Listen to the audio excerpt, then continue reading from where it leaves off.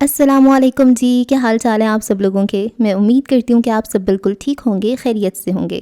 آج ہم سائرہ رضا کا مکمل ناول پڑھنے والے ہیں جس کا نام ہے فرما بردار۔ مئی 2013 میں یہ ناول شعاع ڈائجسٹ میں پبلش ہوا تھا اور یہ اتنا اچھا ناول ہے، اتنا مزے کا، اتنا میچورٹی ہے اس میں، اتنا خوبصورتی سے لکھا گیا یہ ناول ہے۔ سائرہ رضا کا یہ میں پہلا ناول پڑھ رہی ہوں اور میں یقیناً ان کے بہت سارے ناولز اب پڑھنے والی ہوں کیونکہ یہ بہت اچھا لکھتی ہیں۔ بہت ہی اچھی سٹوری ہے، میرڈ کپل کی ہے اور بہت اچھی ہے یار۔ اس میں یہ جو ساس کا کردار بھی ہے جو کہ اچھی ساس ہے، لیکن کیا ہوتا ہے، کیسے ہوتا ہے، ایک بہت اچھی سٹوری ہے یار۔ اس سے آپ کو بہت سارے سبق ملیں گے سچ میں۔ بغیر وقت ضائع کیے کرتے ہیں ناول کا آغاز۔ مما جی اب ہم دوبارہ کب آئیں گے؟ عروہ نے کھلے بیگ میں اپنا اسکول بیگ رکھتے ہوئے بہت اشتیاق سے پوچھا۔ ایرم کا قمیض تہہ کرتا ہاتھ رک گیا، اس کے ماتھے پر سوچ کی لکیریں، آنکھوں میں سرد مہری اور انداز میں جھلاہٹ تھی۔ پتہ نہیں، اس نے تڑخ کر کہا۔ اور تم بار بار الٹے سیدھے سوالات مت کیا کرو، جاؤ اور چیک کر لو، تم لوگوں کی کتابوں میں سے کوئی چیز رہ گئی تو کون لائے گا چھٹیوں کے کام والی کاپیاں؟ اب جاؤ۔ عروہ وضاحت دینا چاہتی تھی کہ وہ سب کر چکی ہے، مگر ایرم اس وقت صرف اور صرف خاموش اور تنہا رہنا چاہتی تھی۔ بچی کو جھاڑ کر بھگا دیا۔ اب بچی تو بھاگ گئی، اسے چاہیے تھا کہ تیزی سے ہاتھ چلائے، مگر قمیض وہیں چھوڑ کر کھڑی رہ گئی۔ بچی کو تو پتہ نہیں کہہ کر جان چھڑا لی، مگر اب ذہن کا کیا کرتی جو مستقل شعوری لا شعوری طور پر سوچ رہا تھا۔ 10 ماہ بعد، پورے 10 ماہ بعد دوبارہ بے فکری، شانتی، ہنسی خوشی کا چٹکی بجاتے گزر جانے والا زمانہ لوٹے گا۔ بے بسی کی شدید احساس نے حلق میں پھندا اور آنکھوں پر نمی کی چادر تان دی تھی۔ اس نے بمشکل ان کو بہنے سے روکا۔ ہیلو ینگ گرلز، بلکہ my sweet heart, where are you? ذرا جلدی سے سامنے آئیے۔ شہزاد کی آواز کانوں میں پڑی تو ایرم نے سختی سے آنکھیں رگڑ لیں۔ یہ آنسو شہزاد کے سامنے ہی بہنے کے لیے بچائے تھے، مگر بچیاں نہ دیکھیں۔ اس نے بیگ پر گہری نگاہ ڈالی، پھر اطراف میں اور یادداشت کو ٹٹول کر تسلی کی۔ اب کچھ نہیں رہ گیا تھا۔ بیگ کی زپ بند کی، نمبر سیٹ کیے اور کمرے سے نکلنے سے پہلے دیوار گیر آئینے میں خود پر تفصیلی نگاہ کی۔ اس کی کمر تک لمبے اور بے حد گھنے بال گیلے ہی تھے اور انہیں برش کر کے سوکھنے کے لیے چھوڑ دیا تھا۔ وہ شہزاد کے پسندیدہ گہرے نارنجی اور خاکی رنگ کے امتزاج کے چکن کے سوٹ میں اتنی ہی دلکش لگ رہی تھی جتنی 11 سال پہلے تھی۔ اس کے ہونٹوں پر نیچرل لپسٹک تھی اور پیروں میں انگوٹھے والی چپل۔ دوپٹہ دروازے پر استری شدہ لٹک رہا تھا۔ جاتے وقت اوڑھنا تھا۔ عروہ اور عرفات دائیں بائیں چپکی بیٹھی تھیں۔ 5 سالہ اسرا گود میں تھی اور سامنے ٹیبل پر وہ بڑے بڑے شاپرز تھے جو شہزاد ان کے لیے لائے تھے۔ اسرا تتلا کر بولتی تھی اور اس وقت بھی اس کے قصے نے شہزاد کے چہرے پر روشنیاں بکھیر دی تھیں۔ وہ باپ کی پوری توجہ چاہتی تھی، اس لیے چہرہ ہاتھوں میں تھام رکھا تھا اور اس پر ہاتھ پھیر پھیر کے باپ کے لمس کو محسوس کرتی تھی۔ ہو گئی ساری پیکنگ؟ جی، ایرم نے اختصار سے کام لیا۔ تم نے اور بچوں نے کھانا کھا لیا؟ نہیں، بچیاں آپ کے ساتھ کھانے کا کہہ رہی تھیں۔ لگا دوں؟ بالکل لگا دو، مگر یہ دھیان رہے آدھے گھنٹے بعد گاڑی آ جائے گی، پھر تمہیں برتن دھونے کی فکر ہوگی، ایک ہی پلیٹ میں کھا لیتے ہیں۔ تینوں باپ سے چپکی بیٹھی تھیں۔ شہزاد کے بڑے بڑے ہاتھ عروہ اور عرفہ کے چھوٹے ہاتھوں میں تھے۔ اسرا تو گود چڑھی ہی تھی۔ اس نے سفید چنوں کا پلاؤ، شامی کباب، رائتہ اور سلاد تپائی پر رکھ دیا۔ وہ بڑی ٹرے میں چاول ڈال کر لائی تھی۔ نکلتے وقت بس 4 برتن دھونے پڑے۔ اس نے عروہ کو سامنے بیٹھنے کا اشارہ کیا اور خود شہزاد کے برابر بیٹھ گئی۔ خوشبودار صابن، شیمپو، بے حد دلفریب مائل کرتی خوشبو والا پرفیوم اور جسم سے پھوٹتی قدرتی مہک۔ شہزاد نے مسکرا کر ہر چیز کو محسوس کیا۔ وہ ساتھ تو بیٹھی تھی مگر ناراضی کا تاثر دینے کے لیے فاصلہ برقرار رکھا تھا۔ مزیدار۔ اگلے پل کھانے کی اشتہا انگیز خوشبو سب پر حاوی ہو گئی۔ چلو بھئی شہزاد صاحب، کھا لو جی بھر کے، پھر نہ جانے کب نصیب ہو یہ اتنے مزیدار کھانا۔ وہ کف موڑتا پھیل کر بیٹھ گیا، کندھے سے کندھے اور گھٹنے سے گھٹنے ٹکرا گئے۔ ایرم نے بے حد خفگی بھری نگاہوں سے شہزاد کا چہرہ دیکھا اور دور کھسک گئی۔ وہ دور کھسک جانے کے لیے عروہ کو اٹھا کر بیٹھی تھی۔ شہزاد کی آنکھوں میں شرارت اور سب سمجھ لینے کا دعویٰ تھا۔ اس کی جان جل گئی، دل چاہا سب چھوڑ کر بھاگ جائے اور پھوٹ پھوٹ کر رونا شروع کر دے، چیخ چیخ کر لڑے، مگر اس نے ضبط سے کام لیا۔ شہزاد کے سامنے کباب رکھا، رائتہ پھیلایا، سلاد بچھایا، پانی کا گلاس بصد احترام رکھا۔ انداز انتہائی فرما برداری کا تھا، مگر نروٹھا پن سب پر حاوی۔ وہ نہ چاہتے ہوئے نوالے لے رہی تھی۔ صحیح طرح سے کھاؤ۔ مجھے بھوک نہیں۔ اس کا جواب تیار تھا۔ بیٹا آپ لوگ پیٹ بھر کے کھاؤ، پھر ٹرین میں کھانا ٹھنڈا ہو جاتا ہے، میں بیگ اکٹھے کر لوں ذرا۔ وہ بچیوں کو ہدایت دیتی کمرے سے نکل گئی۔ کھانے کی خوشبو سارے کمرے میں چکرا رہی تھی بھلے، مگر ارم کے وجود سے پھوٹتی خوشبو۔ اس نے پانی کا گلاس چڑھا کر جیسے صبر کا گھونٹ پیا، گویا گرم توے پر گلاس انڈیلا۔ وہ دبے قدموں کچن میں آیا۔ ارم کو تب پتہ لگا جب اس کے شانے پر اس نے ہاتھ رکھا۔ وہ پہلے ہی برتن پٹک رہی تھی، اب اور تیزی آ گئی۔ رو رہی ہو؟ کم از کم آپ کے لیے نہیں، کسی کے لیے بھی، مگر یار میں تمہیں روتا نہیں دیکھ سکتا۔ تو مت دیکھیں، باہر جائیں، مجھے کام کرنے دیں۔ کام تو ہو جائیں گے، تم ادھر منہ تو کرو، گھومو گھومو ادھر میری طرف۔ اس نے زبردستی اس کا رخ اپنی جانب کیا۔ ارے اتنے سارے آنسو، آپ سے مطلب؟ آپ کے لیے بھلا ان کی کیا اہمیت؟ وہ بولی تو آواز بوجھل تھی۔ اہمیت تو خیر ہے، اب تم چلی جاؤ گی، مجھے پیچھے یہی روتا چہرہ یاد رہے گا، یہ بھیگی آنکھیں، گیلے گال اور یہ ہونٹ۔ اس نے اس کا نچلا ہونٹ چٹکی میں پکڑ کر چھوڑ دیا۔ اس نے گرا کر دونوں ہاتھوں سے اسے اچانک دھکیلا۔ میرے سامنے کم از کم جھوٹ مت بولے، ہنستا رہے یا روتا، آپ کو اس سے کون سا فرق پڑے گا؟ اور ویسے بھی مما جی، پاپا جی، حیات انکل گاڑی لے آئے، عرفا نے خوشی سے آواز دی۔ بیٹا ان سے کہو سامان گاڑی میں رکھیں، ہم آ رہے ہیں۔ ارم پلٹ کر برتن کیبنٹ میں لگانے لگی، آنسو تھے کہ بہے چلے جا رہے تھے۔ شہزاد نے سوں سوں کی آواز پر تعصب سے اس کی پشت کو دیکھا۔ اب کیا کرنے لگی ہو؟ چھوڑ دو سب، باہر آ جاؤ۔ اس نے اس کے ہاتھ سے صافی لی۔ چھوڑے ذرا، 1 منٹ، وہ جھنجھلائی۔ شامی کباب فریز کر دی ہیں، ماش کی دال کی پھلکیاں بھی پریزرو کر دی ہیں، اور کوفتے بھی۔ اس نے آگے بڑھ کر فریزر کھول دیا۔ ارے یار چھوڑو، بیٹمین سب کر لیتا ہے، تم نے خواہ مخواہ مشقت کی۔ ارم کے مانو تلبوں لگی، سر پہ بجھی۔ مجھے خبر ہے آپ کے سب کام ہو جاتے ہیں، میں ہی پاگل ہوں جو سوچا میرے ہاتھوں کے کباب اور یہ سب آپ کو پسند ہوں گے۔ مت کھائیے گا، بانٹ دیجیے گا، میں نے تو بہرحال اپنا فرض پورا کیا جتنا کر سکتی تھی۔ وہ چیخ کر بولی اور پھوٹ پھوٹ کر رونے لگی۔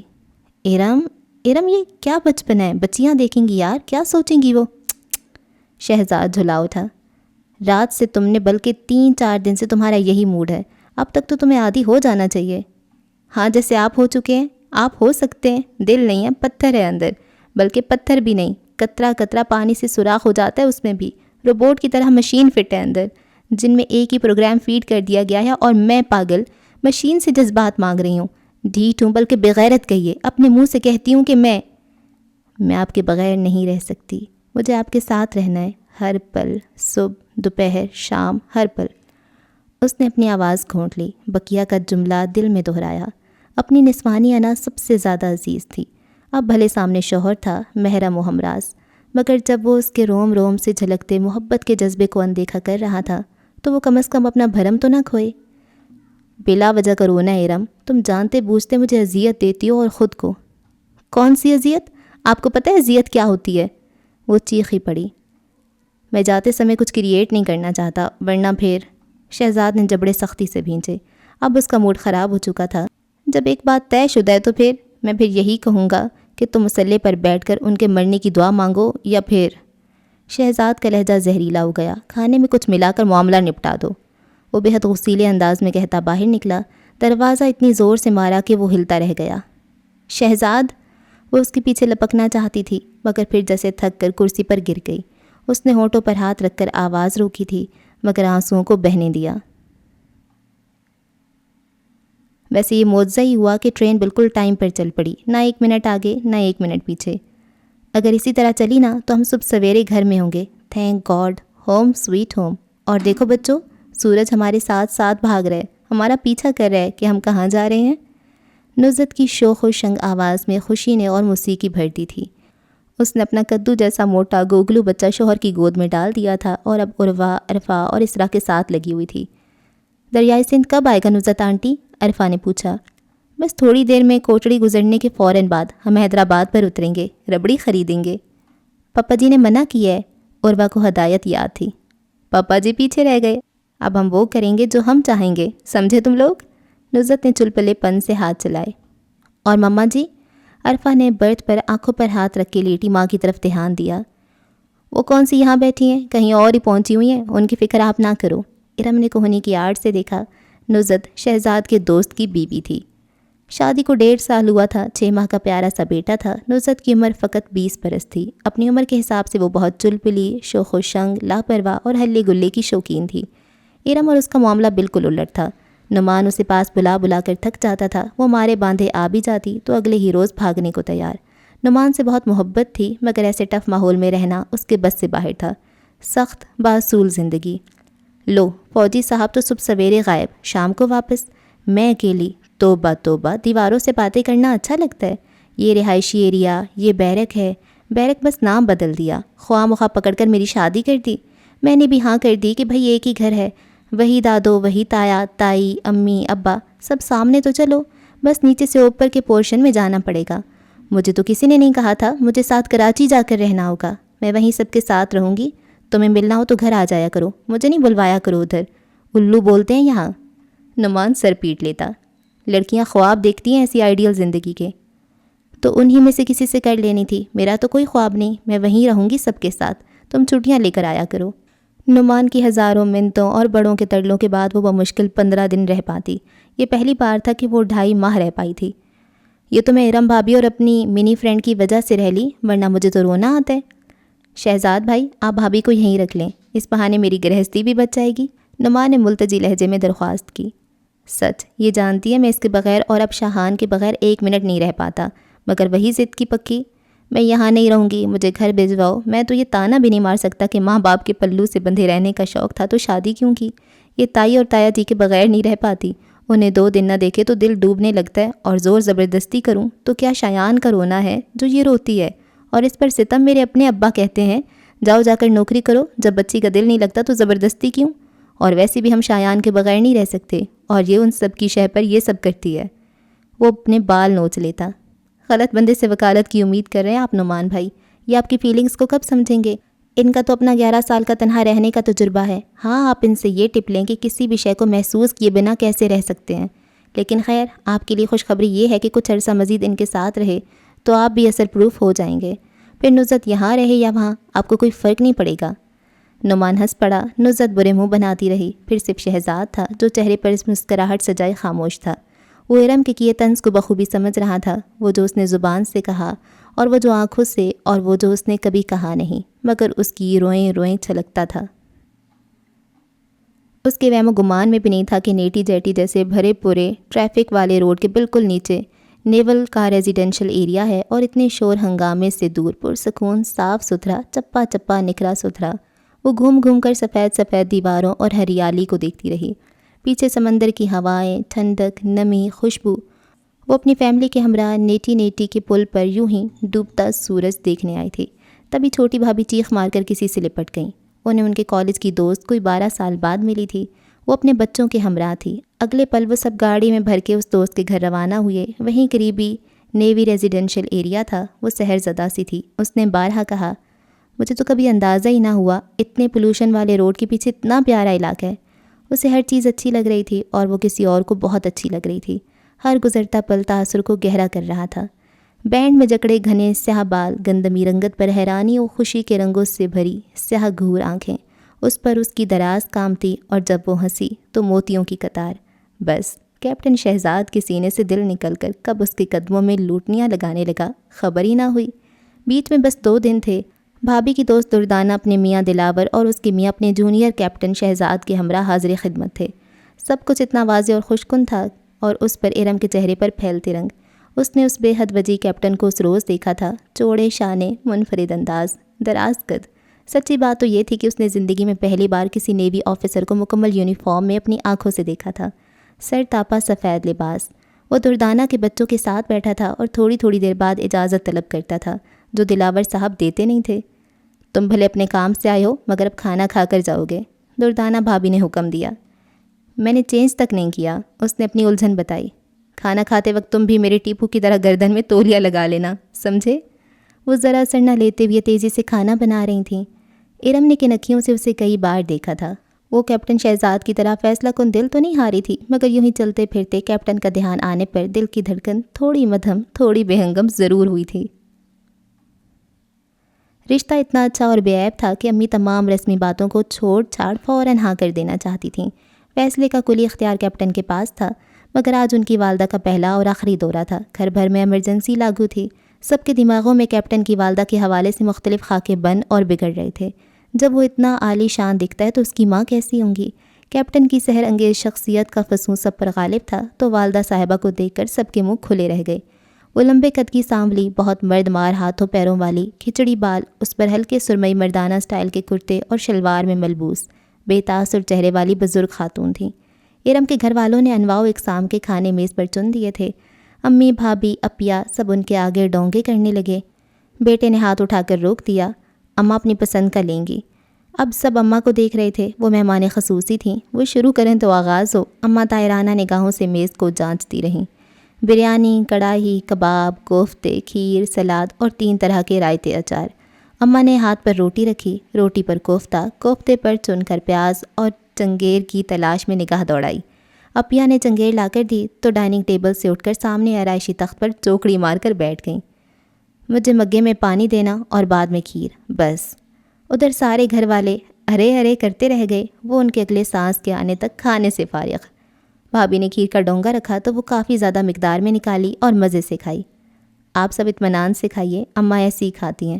کیپٹن نے کانٹے چھری کا استعمال کرتے ہوئے سب کو دلاسا دیا۔ اتنا سب کچھ ہے، کچھ تو کھائیں۔ امی کا صدمہ کم نہ ہو رہا تھا۔ آپ گلٹی فیل نہ کریں آنٹی، اماں ایسی ہیں، میں کھا رہا ہوں نا، آپ کیوں ٹینشن لیتی ہیں؟ وہ ہر چیز سے انصاف کر رہا تھا۔ سب نے اماں کو دیکھا۔ وہ واکر میں کھیلتے ارم کے بھانجے کو پچکارتی تھیں اور کھیر کھلاتی جاتی تھیں۔ اتنا مگن انداز تھا جیسے کمرے میں اور کوئی نہ ہو۔ ان کے چہرے سے کچھ معلوم نہ ہوتا تھا۔ ارم بھابھی کی ہدایت موجب اندر رہی کہ اماں گاؤں کی عورت ہے، مبادا انہیں ناگوار گزرے۔ اماں نے کھانے کے بعد ارم کو بلوا لیا، اپنے ساتھ تخت پر بٹھا لیا، پھر جیب ٹٹول کر ایک انگوٹھی برآمد کی جو ارم کی انگوٹھی میں بھی کھلی تھی اور بے حد وزنی بھی۔ بیٹے کو دوسری جانب بٹھایا، پھر دونوں کو بازوؤں کے حلقے میں بھر لیا، پہلے بیٹے کے گال چومے پھر ارم کے۔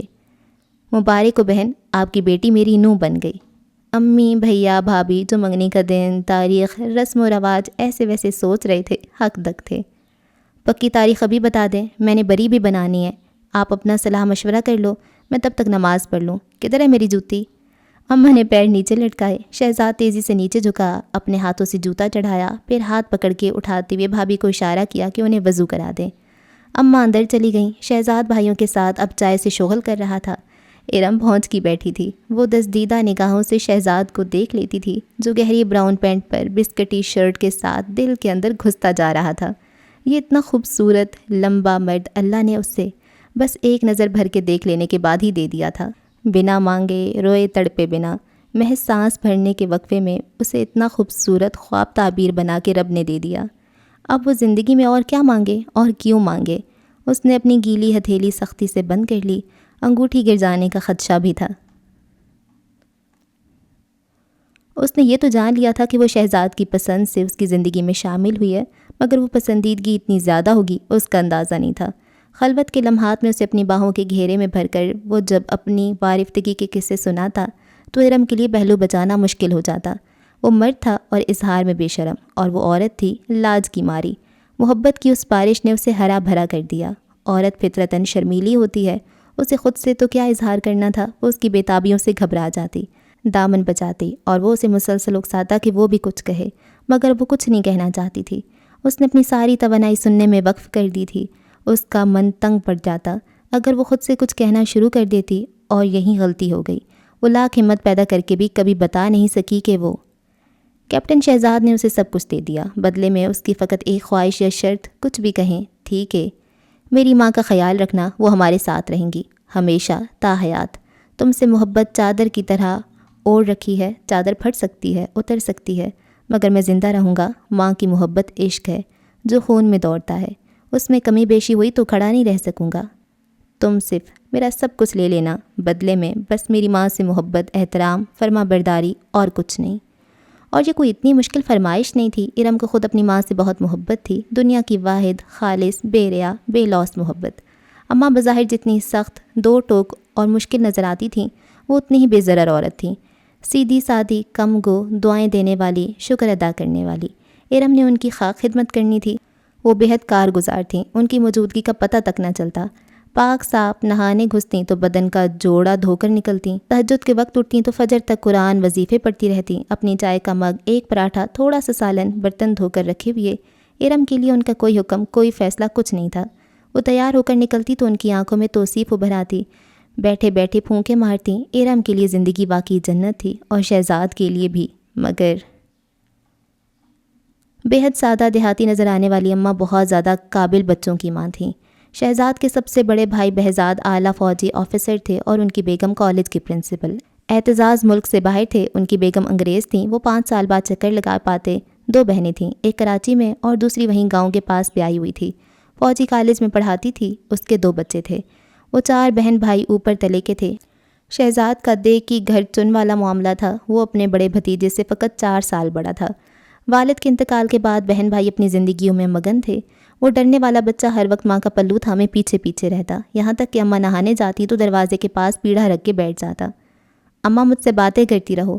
شوہر کی اچانک موت اور اپنی زندگیوں کا نیا آغاز کرتے ہوئے اڑان بھرنے والے بڑے بیٹے بیٹیاں بھی اپنے گھر سسرال والی۔ شہزاد کے لیے اماں جتنی ضروری تھیں، اماں کے لیے شہزاد شاید اس سے زیادہ۔ انہیں یاد تھا بڑے بیٹے بہزاد کا اپنے بھائی کے گھر رشتہ طے کر کے آئی تھیں اور جلد شادی پر زور دے رہی تھیں۔ بہزاد اپنی سخت ٹریننگ کے باعث آنا کانی کر رہا تھا تو دوسری طرف بھانجی، وہ ہر قیمت پر 16 جماعتیں پڑھنا چاہتی تھی۔ اماں نے اپنے بھائی کے گھر جا کر باقاعدہ جنگ کر ڈالی کہ مجھے بس 4 ماہ کی تاریخ دو۔ بھائی کے لیے بیٹی کے بھل بھل بہتے آنسو مشکل تھے۔ میرے گھر آ کر پڑھ لے گی، وہ ہٹ دھرمی سے سر ہلاتی جاتی۔ ابھی ان کی عمریں کیا ہیں، تھوڑی عقل تو آنے دو آپا۔ بھائی نے سر پیٹ لیا۔ میں پنچایت کو بٹھانے کو نہیں کہہ رہی، بیاہ کرنے کو کہہ رہی ہوں، اور بیاہ عقلے بے عقلے سب کے ہوتے ہیں۔ وہ بکتی جھکتی گھر آئیں اور لگی منصوبہ بندی کرنے کی کس طرح زور ڈلوائیں گی، مگر خود کے پیر منو وزنی ہو گئے کہ بھاری ہو گئے شہزاد کی آمد۔ ان کے فرشتے بھی بے خبر تھے، وہ تو یہ سمجھ بیٹھی تھیں کہ اب سنیاس شروع ہو رہا ہے، مگر ادھر نئی کہانی۔ وہ 4 ماہ بعد بہزاد کی بارات چڑھانے جا رہی تھیں، اب 4 ماہ بعد چھلا کرتیں۔ پیسی، ہائے میں کس کو منہ دکھانے جوگی نہ رہی۔ ایک روز بھائی بھاوج آ گئے، اب تو ناراض ہو کر بیٹھی ہے، لے آنا بارات جب دل چاہے۔ اماں نے کمبل میں خود کو چھپایا، منہ بھی موڑ لیا۔ آپا ناراض نہ ہو، بھائی فکر مند ہو گیا۔ نہیں اب تو رہن دے، پڑھنے دے اس کو۔ نہ آپا آپ خود پڑھائیں، بھائی نے پیر دابے۔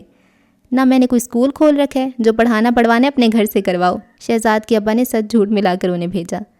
تو ایسے منہ چھپا کر بیٹھی ہے جیسے گناہ کر لیا ہو۔ میرے پوترے کھلانے کی عمر ہے کہ پتر؟ ہائے ہائے میں شرما والی، ہائے، منہ میں دوپٹہ ڈال کر رونا شروع کر دیا۔ او بھلے لوگے میری بات سن، جس روح نے آنا ہے اس نے آنا ہے۔ میرا ٹبر پورا ہے، 2 منڈے اور 2 کڑیاں، میں جچوں گی کاکا جھک کے؟ اللہ کے ہر کام میں مصلحت ہے۔ اوئے ہو سکتا ہے یہی وہ بچہ ہو جس نے مرتے ٹائم تیرے منہ میں پانی کا قطرہ ٹپکانا ہو، مجھے کندھا دینا ہو۔ اوئے ہو سکتا ہے مٹی اسی کے ہاتھوں سے ڈلنی ہو۔ اللہ بھیج رہا ہے تو کام ہی سے بھیجے گا۔ اوئے دنیا میں ویلیاں رہ کے کوئی نہیں کھاتا، تو وہ جو باقی 2 کام سے لگائے ہیں وہ 2 بوند پانی نہیں دیں گے؟ اماں کو آگ لگ گئی۔ اوئے ان کے پر پورے ہو گئے، بھر لی انہوں نے اڑان۔ وہ اعتزاز ملک سے باہر جانے کا شوقین ہے، کوئی روز روز آئے گا، اس کو خبر ہونے تک تو تیجا ہو جانا ہے۔ اس بڑے بہزاد نے برفوں پر جا کر بنیا کو مارنا ہے، اور کڑیاں تو ہیں ہی پرائیاں، پھر اور اگر یہ کڑی ہوئی تو پھر؟ او سو بسم اللہ، میرے نبی کا سلام۔ او تیرا ہاتھ بٹائے گی، اور تو بھول گئی مجھے بیٹیاں کتنی پیاری ہیں، چھوٹی چھوٹی، بھائی واہ۔ ابا کو تصور ہی سے مزہ آ گیا، اماں کے رونے میں اور شدت آ گئی۔ دنیا کیا کہے گی، بڈھے وارے۔ اوئے اللہ دے رہا ہے، چل رونا بند کر دے۔ اور کون بڈھا؟ کوئی نہیں۔ ابا جی نے سینہ پھلا کر مونچھیں مروڑی تھیں، اماں کو حیا آ گئی۔ اسٹیشن کی حدود شروع ہوتے ہی ٹرین نے جب رفتار دھیمی کی، اس نے تبھی اماں کو بینچ پر بیٹھے دیکھ لیا تھا۔ 11 سال پہلے ہی وہ بہت بوڑھی معلوم ہوتی تھیں، تو اب تو دراصل وہ عورتوں کے اس قبیل سے تعلق رکھتی تھیں جو بیٹی کی بلوغت کو اپنے بڑھاپے کی پہلی دستک مانتی ہیں، اور اماں تو وہ تھیں جو 38 سال پہلے اپنے بڑھاپے پر شہزاد کو گود میں اٹھانے پر لالوں لال ہوتیں۔ وہ سفید زمین پر سرمئی پھولوں والے سوٹ میں لاٹھی کے سہارے بیٹھی تھیں، ان کا گہرا سانولا رنگ، سفید بال، لمبی ناک جو اب گالوں کے گوشت کے ڈھلک جانے کے بعد زیادہ نمایاں ہوئی تھی۔ وہ بہت سرد مہری سے انہیں تک رہی تھیں اور اتنی مگن تھی کہ نعمان کے پکارنے پر ہڑبڑا اٹھیں۔ نعمان نے اماں کے ساتھ آئے ڈرائیور کی مدد سے سامان اتارا، بچیاں پہلے ہی دادی سے لپٹ چکی تھیں۔ نعمان اور نزت کو آگے لاہور جانا تھا اور انہیں یہاں خانیوال اتر کر آگے 1.5 گھنٹے کی ڈرائیو کے بعد گھر پہنچنا تھا۔ نزت شایان کو لے کر نیچے اتری، وہ اماں سے پیار لے رہی تھی۔ اماں نے شایان کو پیار کیا اور بغلی جیب سے کچھ نوٹ نوزت کی مٹھی میں بھر دیے اور دونوں ہاتھوں سے اس کی مٹھی تھام کر اسے نہ کھولنے کی تاکید کی۔ بس بس، میرا پوترا ہوگا تو اس سے زیادہ لے کر آنا۔ نعمان اور نزہت کی خجالت پر انہوں نے جیسے مسئلہ حل کیا۔ ارم نے ایک ٹھنڈی ٹھار سانس بھری، وہ جلد از جلد اس منظر سے غائب ہونا چاہتی تھی۔ تھکاوٹ اور بس تھکاوٹ، جسمانی بھی ذہنی بھی۔ کل بچیوں کو اسکول جانا تھا، وہ چاہتی تو اپنی سہولت کو مد نظر رکھتے ہوئے 2 دن پہلے آ جاتی، مگر وہ اس طرح آیا کرتی تھیں، توأن اور کرہن 1 دن پہلے، اور جاتی بھی ایسے تھی۔ جس دن بچیاں آخری روز اسکول سے لوٹتیں، گھر پہنچ کر بھی وہ میکے کم جاتی۔ جس کو اس سے ملنا ہے اس کے گھر آئے، رات بھی نہ رکتی۔ منہ سے تو اس نے کبھی کہا نہیں، مگر سب جانتے تھے شہزاد کی موجودگی میں ارم کے گھر نہیں جانا۔ بیٹیاں کوکھ سے جنی تھیں، ورنہ شاید انہیں بھی برداشت نہ کرتی۔ وہ شہزاد کے ساتھ کا پل پل ہتھیار لینا چاہتی تھی۔ وہ اب گاڑی میں منہ پر کپڑا ڈال کر بیٹھی تھی۔ راستے کا گرد و غبار، خشکی، تری، ہریالی، اس نے ساس کو سلام کر کے صرف سر پر پیار لیا تھا۔ اماں اس کی کیفیت سمجھتی تھیں، وہ ہر بار اس طرح منہ بسور کر 15 دن خاموش رہتی۔ اگر بولتی تو کاٹ کھانے کو دوڑتی، سب سے خفا، کسی ملازمہ کی طرح گھر کے کام دھام دیکھتی۔ پھر جیسے ہار کر دھیرے دھیرے نارمل ہو جاتی۔ انہیں بڑے بیٹے بہزاد کا انداز بھی پسند نہیں آیا تھا۔ اعتزاز نے راستہ ہی وہ اپنایا کہ بندہ کچھ بولنے کے قابل نہ رہے۔ بہزاد کچھ لوگوں کی نظر میں بالکل صحیح تھا، تو ادھر شہزاد بھی کچھ لوگوں کے لیے مثال تھا۔ وہ بہزاد کو بھی نہ منا سکی تھیں کہ اسما کو ان کے پاس رہنے دے۔ اتنے سال بعد وہ شہزاد کو بھی قائل نہیں کر پائیں کہ اپنی بیوی کو اپنے ساتھ رکھے۔ انہیں اب بہو کی ضرورت نہیں ہے۔ بہزاد نے قطعیت سے کہا تھا، اماں جی آپ برا نہیں ماننا، اسما میرے ساتھ رہے گی، جہاں میری پوسٹنگ وہیں وہ بھی۔ اگر بیوی کو اس طرح دور رکھنا تھا تو میں شادی کیوں کرتا؟ بہزاد کی بات کا نہ جانے کیا رخ تھا، مگر اماں کٹ کے رہ گئیں۔ دوبارہ پھر کبھی نہ کہا، نہ خوشی میں نہ غمی میں۔ بہزاد نے تو ہٹیلے پن سے کہتے ہوئے فیصلہ سنایا تھا، جس میں شاید کوشش کی جاتی تو ترمیم کی گنجائش نکل جاتی۔ شہزاد نے حد کر دی۔ اس نے قسم کھائی، جب تک ماں زندہ ہے، میری بیوی کو اگر کچھ مجھ سے ذرا سی بھی محبت، لگاؤ، انس ہے، یا وہ میرے فیصلے کا ذرا سا بھی احترام کرتی ہے، تو ان کے ساتھ رہے گی، ان کی خدمت کرے گی۔ اور ارم کی زندگی کا واحد مسئلہ جس نے بہت سے مسئلوں کو پیدا کیا، وہ یہ کہ وہ شہزاد سے بے حد، بے پناہ، بے حساب، اپنی جان سے گزر جانے کی حد تک محبت کرتی تھی۔ زمانوں سے محبت کی آزمائش کے لیے کڑے سے کڑے امتحان رکھے جاتے ہیں، اور عشق گزیدہ سر دھڑ کی بازیاں لگاتے ہیں۔ کوئی جنگلوں سے نکلتا ہے، دوسرا دودھ کی نہریں نکالنے لگتا ہے، کسی نے تاج و تخت کو ٹھوکر ماری۔ سنتے تو یہ بھی ہیں، کوئی اپنی ہیران کے تکے بنا کر کھلا گیا۔ اب پتہ نہیں وہ کون تھے، کیسے تھے، سچے تھے یا جھوٹے، بھاڑ میں جائیں۔ سننے میں انتہائی عام سی شرط، ایک سراسر بے ضرر، قابل تعریف اور تقلید فیصلہ۔ ارم کو لگتا اس کی محبت دور صحرا کی ویرانے میں کھلنے والا سرخ گلاب ہے، جو خوش رنگ ہے، خوشبودار ہے، جو ہواؤں کو اپنے نرم وجود پر محسوس کر کے جھومتا ہے، اپنے آپ میں سمٹ جاتا ہے۔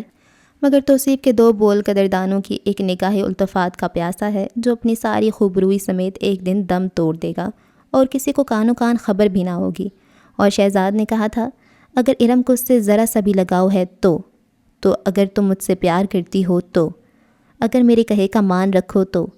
اور ارم کو اس کے ماتھے پر گرنے والے بالوں سے، آنکھوں کی جگمگاہٹوں سے، مونچھوں تلے تبسم بکھیرتے ہونٹوں سے، مضبوط ہاتھوں سے، اس کی قد و قامت سے، اس کے آفٹر شیو لوشن سے، اس کی بنیان سے، اس کے ہاتھ کی گھڑی سے، اس کی نیوی کے مونوگرام سے سجی سفید و نیلی کیپ سے، ہر شے سے لگاؤ تھا، پیار تھا، محبت تھی۔ پھر وہ اس کی ماں سے کیسے محبت نہ کرتی؟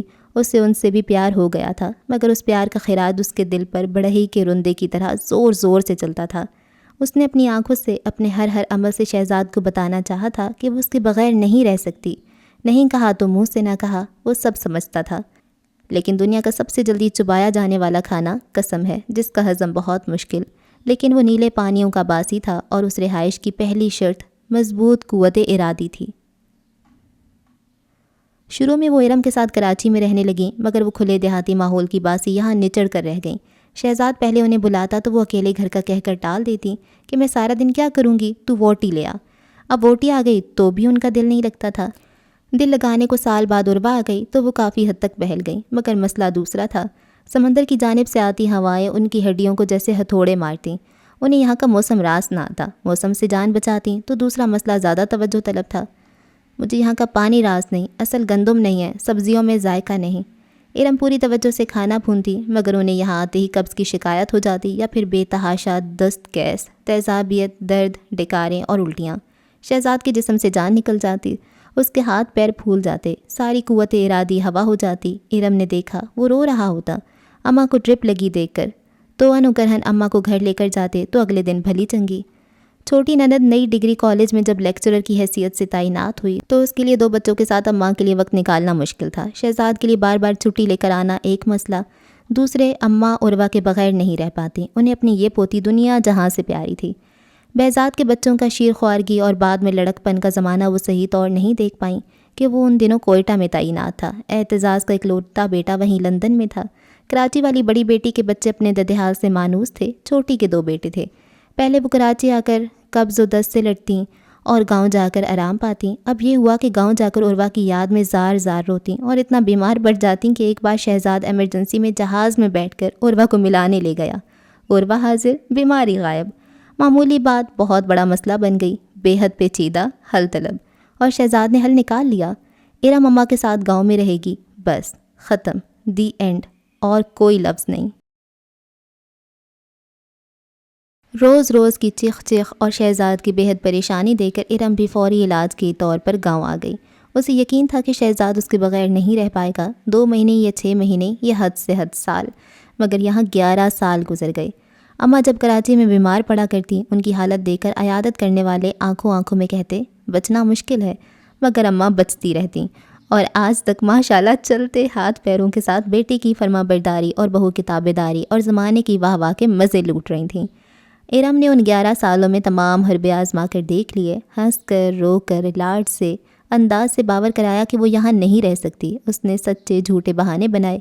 یہاں بجلی بہت جاتی ہے، یو پی ایس اور ہیوی جنریٹر حاضر، یہاں اچھے آئٹم نہیں ملتے کھانے پینے کے۔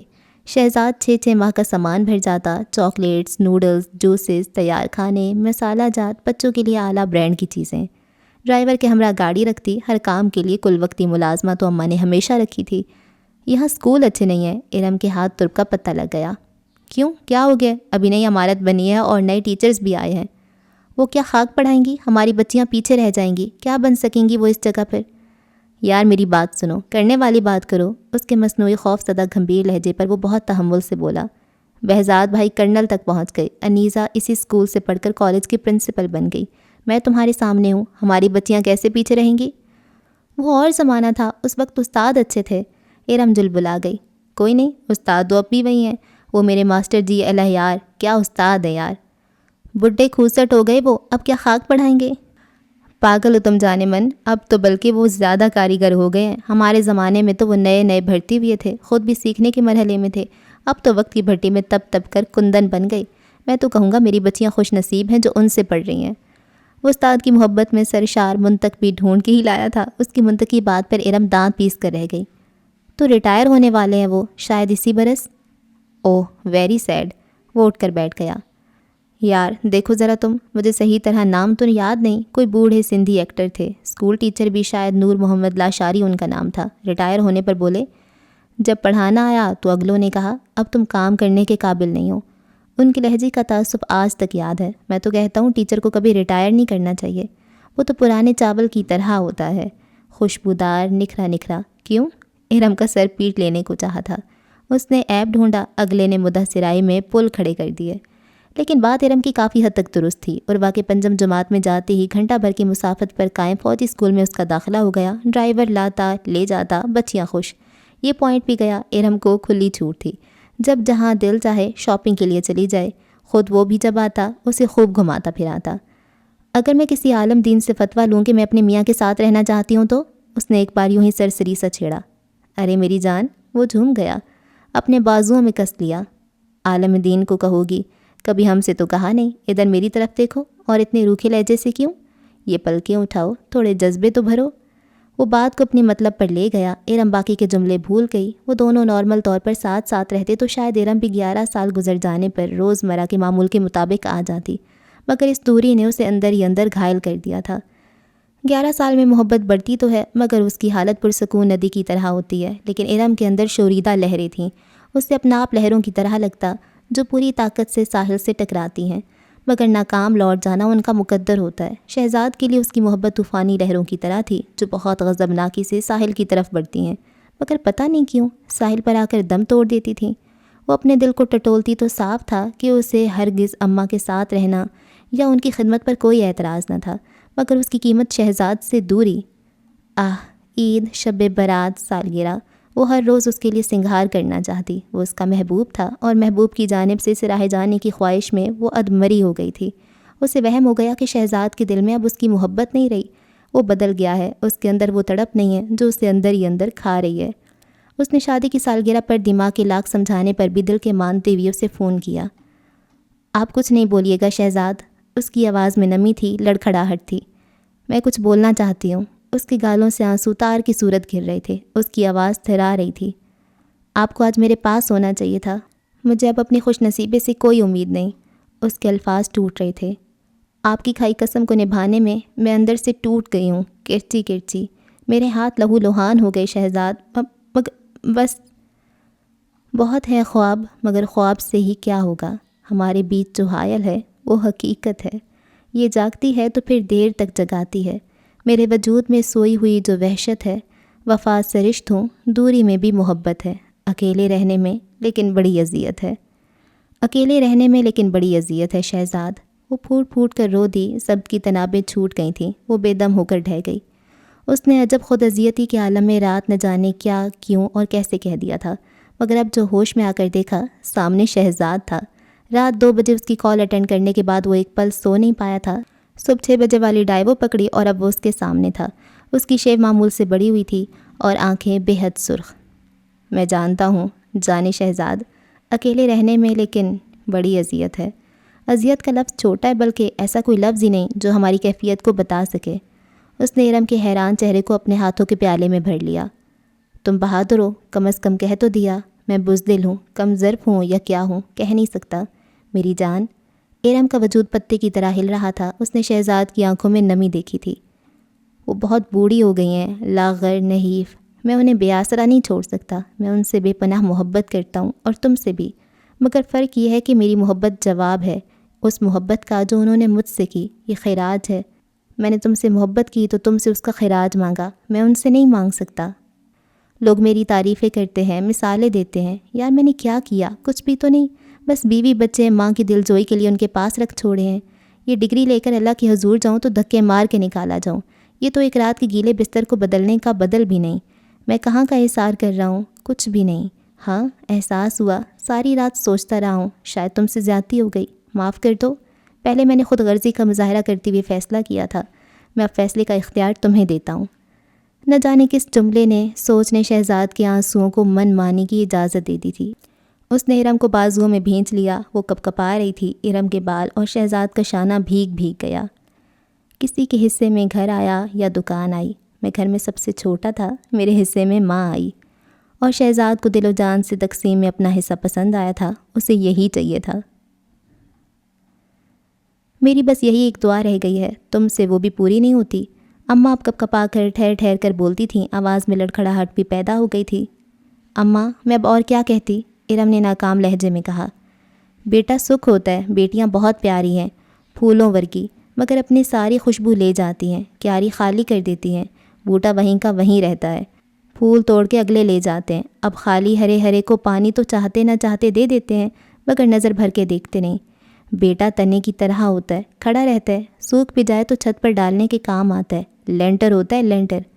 ارم کا موڈ خراب ہو رہا تھا، مگر مثال پر ہنسی نکل گئی۔ اماں وہ نہیں مانتے، کہتے ہیں بیٹے بیٹیاں سب برابر ہیں، بچے 2 ہی اچھے، کہہ رہے تھے پہلی میری ضد کی وجہ سے اسرا آ گئی۔ ارم کو شہزاد سے ڈانٹ پڑی تھی۔ تو وہ تو تیری ضد تھی نا، اب ایک میری مان لے، اماں نے بچکانہ انداز میں منہ بسورا۔ ویسے بڑا تابعدار بنا پھرتا ہے، مانتا میری ایک نہیں ہے، میں نے دعائیں کی ہیں، انشاءاللہ بیٹا ہوگا۔ انہوں نے رازدارانہ انداز میں چہرہ آگے کر کے ارم کو بتایا۔ ارم چپ رہ گئی، بیٹے کی تمنا اس سے بھی تھی، مگر شہزاد اٹل تھا۔ بس اب اور کچھ نہیں، وہ شہزاد کی سب مانتی تھی، مگر یہاں وہ بھی اماں کی ہمنوا تھی۔ آپ خود کہہ دیں اماں، آپ کی تو ضرور مانتے ہیں۔ ارم نے جان چھڑائی۔ توبہ، اتنی بے شرمی، ارے عورتیں تو اپنی سب منوا لیتی ہیں۔ ارم کو آگ لگ گئی۔ نہیں ہوں میں وہ عورت، اور وہ میری بڑے ماننے والے، میری مان کر تو آج تک کا دن آیا ہے۔ وہ پیر پٹختی اندر بڑھ گئی، اماں نے لاٹھی پر گال جوڑ لیا۔ بہو آج کل جھنجھلائی ہوئی ہے۔ شہزاد چھٹی پر آیا تو اماں کی یاد دلانے پر ارم نے صاف ہری جھنڈی دکھا دی۔ مجھے کوئی بات نہیں کرنی، آپ خود ہی کریں۔ اماں کی طبیعت خراب تھی، وہ ساری رات کھانستی اور ادھر شہزاد بے چین ہو کر کروٹ بدلتا۔ اماں کا بخار بگڑا تو شہزاد کے ہاتھ پیر پھول گئے۔ وہ اماں کے ہاتھ چومتا، اپنے ہاتھوں سے کھانا کھلاتا، اماں کو گود میں بھر کے بیٹھ جاتا، بال سنوارتا۔ پوتیاں دائیں بائیں، رشیدہ مائی مستعد اور ارم تو تھی ہی، وہ بھی سچ مچ پریشان تھی۔ اماں کی طبیعت پہلے کبھی ایسے خراب نہیں ہوئی تھی۔ شہزاد کی چھٹی کے سارے دن اماں کی بیماری کی نظر ہو گئے۔ وہ اس بار نہ چاہتی ہوئے دوبارہ ڈیوٹی پر گیا۔ وہ دن میں کئی بار فون کرتا، نیٹ پر بات کرتا، ڈاکٹر کے مستقل چیک اپ، مگر اماں کو عمر رسیدگی کا مرض لگ چکا تھا۔ جو لا علاج ہوتا ہے وہ پہلے ہی کم گو تھیں، اب اور چپ رہنے لگیں۔ پوتیاں بہت پیاری تھیں، ان کے قصے سنتیں۔ اتنی خراب حالت کا سن کر بیٹے بیٹیاں سب آئے، پیسہ، اچھا علاج سب تھا، مگر ان کے پاس وقت نہیں تھا۔ میں وہاں اس طرح پریشان نہیں رہ سکتا اماں، آپ اس بار میرے ساتھ چلیے۔ شہزاد کے جسم پر تھکاوٹ حاوی تھی۔ وہاں زیادہ اچھے اسپتال ہیں اماں، پلیز۔ نہ نہیں، آخری سانسیں اسی گھر میں۔ وہ ہٹ کی پکی تھیں۔ میں ٹھیک ہو جاؤں گی جب پوترے کا منہ دیکھوں گی۔ فرمائش کا اچھا موقع تھا۔ اماں، بہزاد اور اعتزاز بھائی کے بیٹے آپ کے پوترے ہیں نا، میں انہیں بلوا لیتا ہوں، ان کا منہ دیکھتی رہیں۔ شہزاد اس فرمائش پر بھنا گیا۔ مجھے تیرا بیٹا دیکھنا ہے۔ تو کیا گارنٹی ہے؟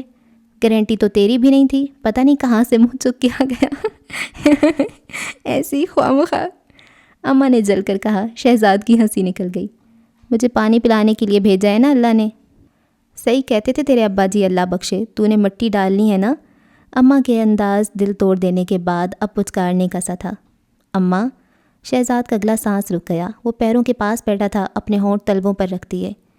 بیٹے ایسے کون سے کام کر سکتے ہیں جو بیٹیاں نہیں کرتی؟ اس نے بہلانے کو پوچھا۔ یہ تو پوچھ رہے، یہی سب جو تو کر رہے، لاکھ اچھی ہوں گی پر لائن سے چلی جائیں گی۔ بیٹا ہوگا تو پانی پلائے گا، اینک ڈھونڈ کے پکڑائے گا، لاٹھی دے گا ہاتھ میں۔ تو یہ تو بیٹیاں بھی دے سکتی ہیں۔ شہزاد پر ذرا اثر نہ ہوا۔ نہ تو وہ اپنا گھر سنبھالیں گی کہ تو گوڑے سے جوڑ کر رکھے گا؟ میرے نبی صلی اللہ علیہ وآلہ وسلم تک نے بیٹیاں دی تھیں۔ اماں نے خفگی سے منہ پھیرا۔ بیٹے بڑے ناخلف ہوتے ہیں اماں، اس نے ڈرایا۔ میرا تو نہیں ہے، اماں نے قطعیت سے انکار کیا۔ اور تو سن لے، بیٹا ہی ہوگا، یاد رکھیں ارم۔ وہ مسکرانے لگیں، ان کے منہ میں اب دانت نہیں تھے۔ پوپلے گال پر مسکرانے کی کوشش میں چہرہ بڑا ہی مضحکہ خیز لگتا۔ 11 سال ارم کو ان کے ساتھ رہنا عذاب لگا تھا، مگر اسے اب احساس ہوا اماں نے اس سے کبھی اپنی ذاتی خدمت تو نہیں لی تھی، بلکہ وہ ارم کی مددگار تھیں۔ ارم نے صرف بچیوں کو جنم دیا تھا، ان کا پالنا اور دیکھ بھال، ٹھنڈا گرم سب اماں کی فکریں تھیں۔ ارم کو خبر بھی نہ ہوئی، اور شیر خوار بچوں کی مالش، موڑے دبانا، گنجا کروانا، تیل لگوانا، زود ہضم، غذائیت سے بھرپور دیسی کھانا بنانا، وہ خود کرتی یا کام والی مائی سے کرواتی۔ ارم کے ہاں بچہ پیدا ہونا ہوتا تو اسے ہتھیلی کا چھالا بنا لیتی، مگر اس بار صورتحال مختلف تھی۔ ارم اپنی جان سے بیزار ڈھیلے ڈھیلے کپڑوں میں بےہودہ چال چلتی، انگڑائیاں جمائیاں ابکائیاں لیتی۔ لڑائیاں کرنے کی اب ہمت نہیں تھی، اور کرتی بھی کس سے؟ شہزاد کو اماں کی بیماری نے مخبوط الحواس کر دیا تھا۔ وہ 2 دن کی چھٹی ہونے پر بھی راتوں رات پہنچ جاتا اماں کے گھٹنے سے لگنے کے لیے۔ ارم سے رسمی سلام دعا کرتا اور اماں کے کمرے میں غائب۔ مسلسل سفر اور پریشانی نے اس کی صحت پر اثر ڈالا تھا۔ حد تو یہ ہوئی کہ ایسے بھی کئی دورے آئے جب وہ 2-2 3-3 دن کے چکر پر آیا اور اس نے اپنے بیڈ روم میں جھانکا تک نہیں۔ ارم کے بعد اب کلسنے تک کی ہمت اور ٹائم نہیں تھا۔ کام کاج کے لیے 2 ماسیاں آئیں، مگر ان کی نگرانی کرنا بھی ایک کام تھا۔ اماں بستر نشین ہو چکی تھیں اور مجبور اس قدر کہ حوائج ضروریہ کے لیے بھی اٹھ نہ سکتیں۔ انہیں پیمپر لگانے پڑتے، زبان میں لڑکھڑاہٹ آ گئی، چہرہ سکڑ گیا۔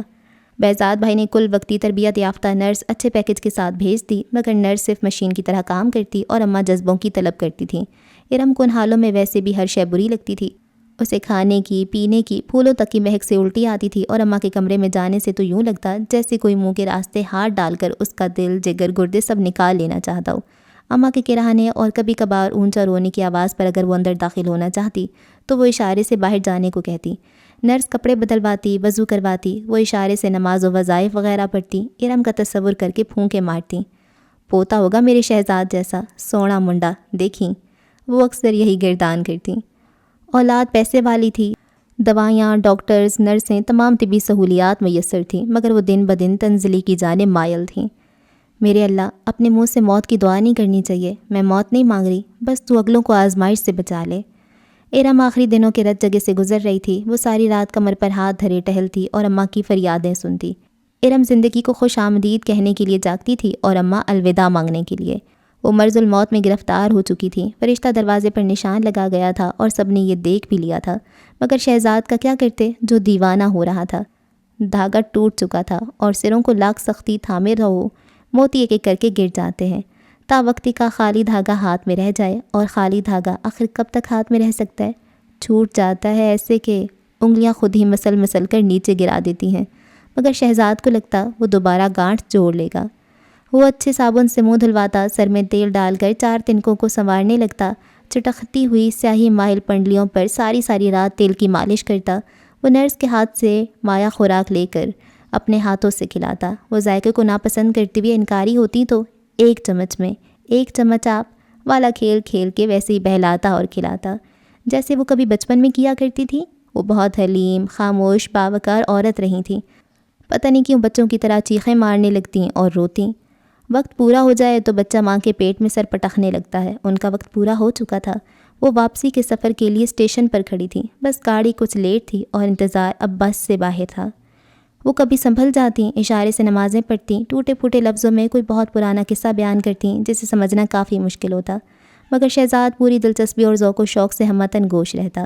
کبھی انہیں اپنے ابا اماں یاد آتے تو زاروں قطار روتیں۔ بوڑھے، بے حد بوڑھے بندے کو روتا دیکھنا اور روتا سننا بہت اذیت ناک ہوتا ہے۔ اعصاب کے لیے توبہ شکن۔ یہ ایسی آواز ہوتی ہے جیسے رات کے سناٹے میں بلیاں رو رہی ہوں، بین ڈال رہی ہوں۔ چھوٹے بچے کے پھولے گال پر ٹکا آنسو ماں اپنے ہونٹوں کے بوسے سے چوم لیتی ہے، پی جاتی ہے۔ بوڑھے گال کا آنسو انگلی کے سرے پر بھی نہیں ٹکتا، وہ وہیں جھریوں میں غائب ہو جاتا ہے اور بہت دیر تک اپنا وجود برقرار رکھتا ہے، گرم، گیلا اور ٹھنڈا۔ شہزاد انہیں پچکارتا، باہوں میں جکڑے سینے سے لگاتا اور وہ بھی بغل میں منہ چھپا لیتی۔ شہزاد کی دنیا ویران تھی۔ وہ اپنی آنکھوں کے سامنے اپنے من پسند کھلونے کو جیسے چکنا چور ہوتے دیکھ رہا تھا۔ ارم کے بیٹے کی ولادت کے محض مہینے بعد وہ خاموشی سے ایک رات روانہ ہو گئی۔ انہیں مرنا ہی تھا۔ ہر آنے والے کو جانے کا عہد نبھانا پڑتا ہے۔ زندگی انگریز کا بنایا ہوا جہاز ہوتی ہے۔ وقت پورا ہو جائے تو اچھے خاصے دوہیکل شاندار جہاز کو شپ بریکنگ بھیج دیتے ہیں، کرچی کرچی پرزا ہونے کے لیے۔ ہم جسے کہیں یار ابھی 10 سال اور چلے گا، مگر نہیں، فائل بند ہو جاتی ہے۔ ارم کو حیرت ہوتی، 12 سال تک وہ بے ضرر عورت اس کے ساتھ رہی۔ وہ ساتھ ہی تو وقت کیسے ٹھہر ٹھہر کے گزرتا تھا، اور اب یہ 6 ماہ کیسے بھاگے تھے۔ وہ کیسے خوشیوں کی راہ کی رکاوٹ لگ کرتی تھی، راستے میں پڑی جھاڑی جیسی۔ ارم کو شادیانے بجانے چاہیے تھے، مگر ایک ملال تھا جو دل سے ہنسنے نہیں دیتا تھا۔ بے خیالی میں بھی دل بجھا سا کیوں رہتا تھا۔ ان کی موجودگی میں ان کی عادتیں، باتیں، حرکتیں ارم کو کبھی یاد نہیں رہیں، مگر اب ہر سانس کے ساتھ کوئی نہ کوئی یاد جڑی تھی۔ ان کی وفات پر بہت دنیا اکٹھی تھی، بیٹے، بیٹیاں، داماد، اگلی نسل سب موجود تھے۔ کسی کی کہے سنے بغیر سب ارم اور شہزاد کو ہی پرسا دیتے تھے، یہاں تک کہ بہزاد بھائی اور اعتزاز بھی شہزاد سے ایسا افسوس کرتے جیسے وہ بس اسی کی ماں تھی۔ وہ اپنی زندگیوں میں مگن تھے۔ اسماء بھابھی کو کالج کی فکر تھی، وہ 3 روز کی چھٹی لے کر آئی تھی۔ منیزہ آپا اعتزاز کے بیٹے میں انٹرسٹڈ تھیں، اپنی بیٹی ماریا کے لیے۔ وہ مہمانوں کی طرح 10 روز تک ایک ہی کمرے میں محدود رہیں۔ انیزہ ارم اور شہزاد کے زیادہ قریب تھی، وہ ماں سے بھی زیادہ قریب تھی۔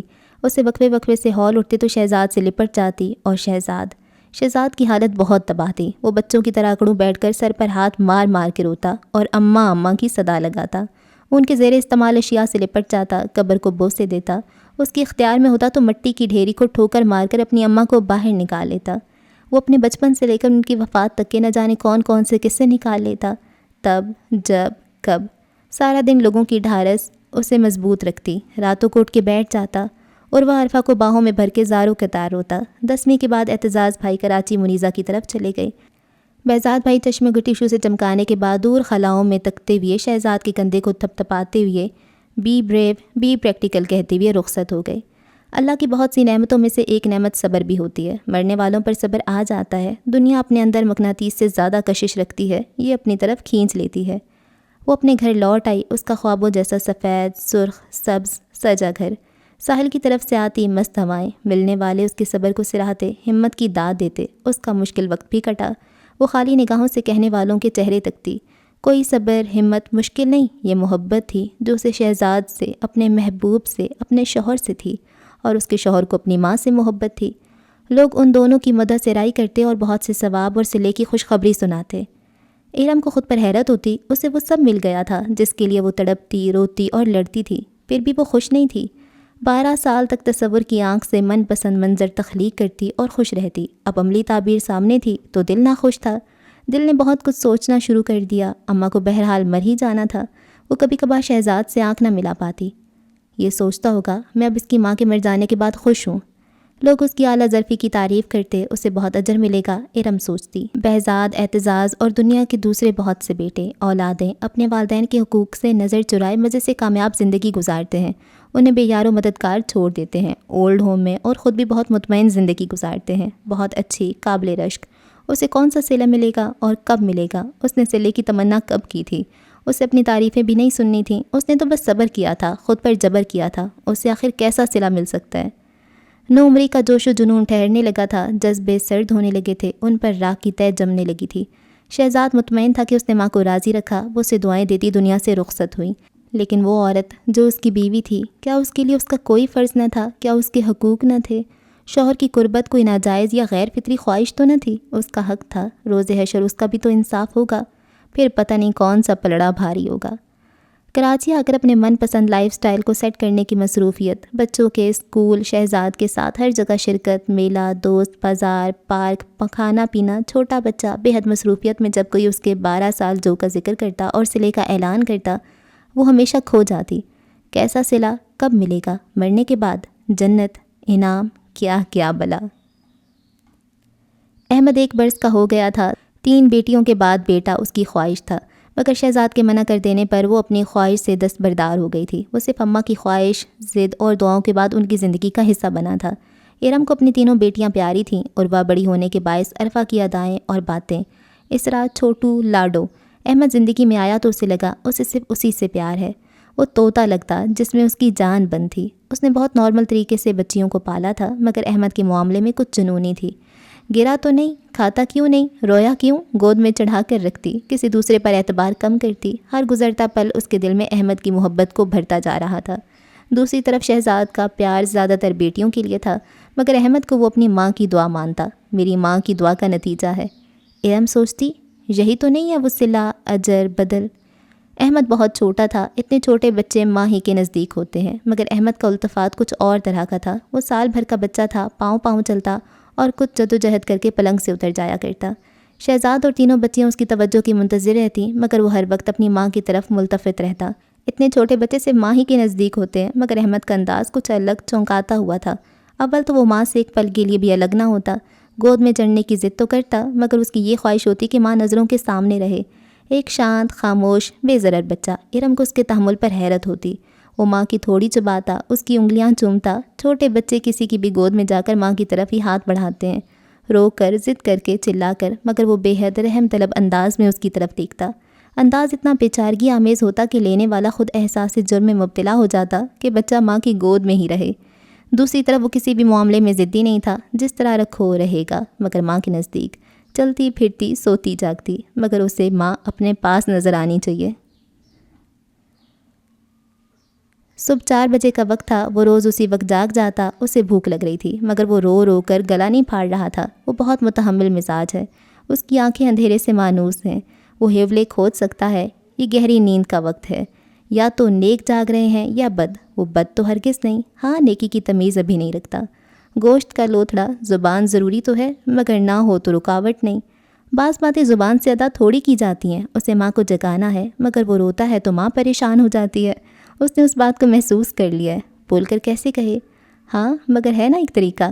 وہ گربا پائی سے پلنگ سے اترا، چلنے کے لیے پلنگ کا سہارا لیتا ہے۔ وہ ماں کے پیروں کے پاس آ رکا، اس کے چھوٹے گلگلے جیسے ہاتھوں نے پیروں کو تھام لیا، کلی جیسے اس کے نازک ہونٹ ان پیروں کا بوسہ لے رہے ہیں۔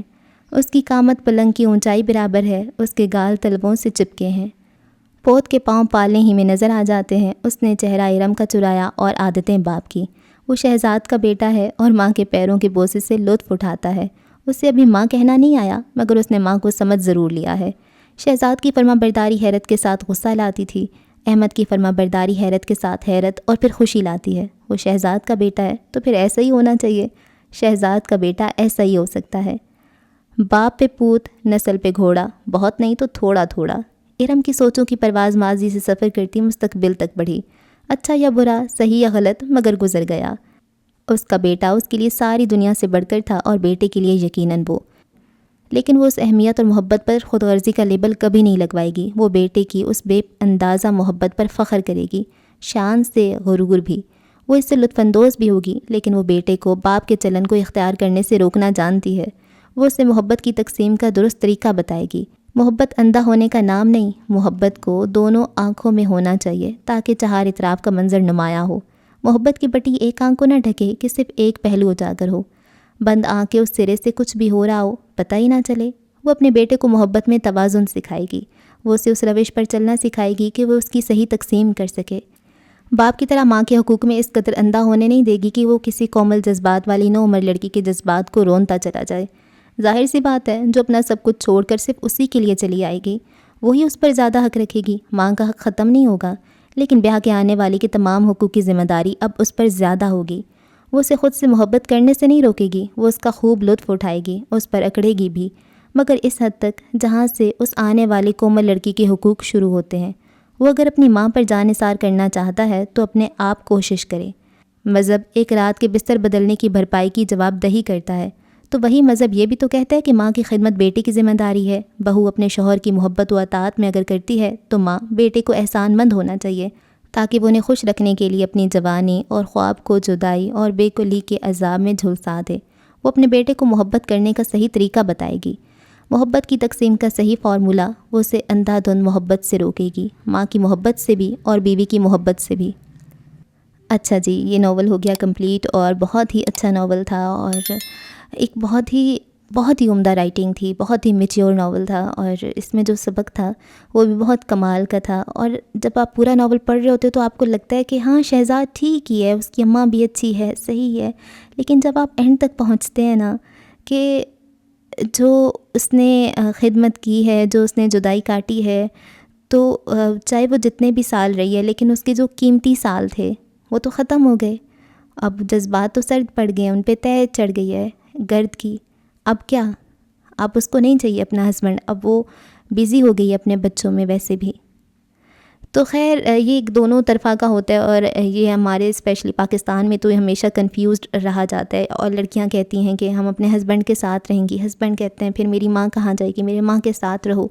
تو اس میں مذہب کو بھی بہت زیادہ استعمال کیا جاتا ہے، عورتیں اس چیز کو بہت زیادہ پھر کہتی ہیں کہ مذہب میں تو یہ ہے کہ جو ماں کی خدمت ہے وہ بیٹے کا فرض ہے، تو وہ تو بہو کا نہیں ہے فرض۔ اور بیٹے پھر کہتے ہیں کہ جو حکم ماننا ہے تو شوہر کا حکم ماننا چاہیے، شوہر کہے اس پہاڑ پہ جانا ہے تو جاؤ، یہ وہ، تو وہ بھی کہتے ہیں، اس پہ بھی وہ بھی بات کرتے ہیں کہ اور جو بھی ہسبینڈ کہے وہ ماننا ہے۔ اور پھر ہسبینڈ کیا کرے، ہسبینڈ کمانے جائے یا ماں کی خدمت کرے، ماں بوڑھی ہو رہی ہے۔